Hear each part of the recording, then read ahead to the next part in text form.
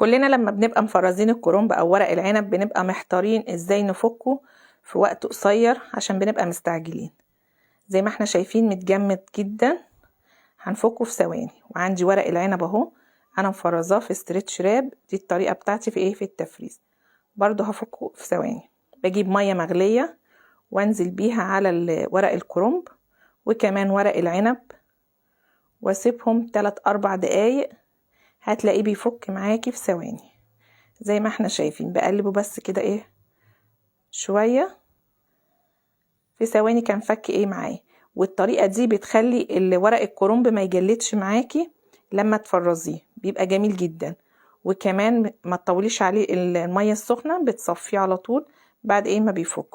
ورق العنب برضو الميه ما تبقاش فيه كتير عشان ما يتهريش معاكي وتقدري تحشيه. فك خلاص معايا، حشيته بكل سهوله.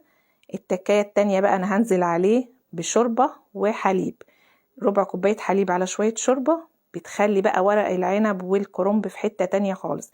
هتاكلي محشي عمرك ما كلتيه في حياتك. زي ما احنا شايفين اهو.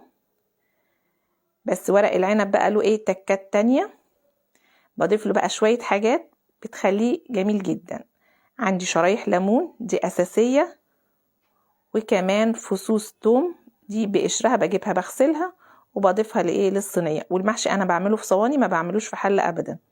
وكمان بقى التكايه المهمه هو دبس الرمان، بيودي ورق العنب في حته تانية خالص. وادي المحشي بعد ما خلص.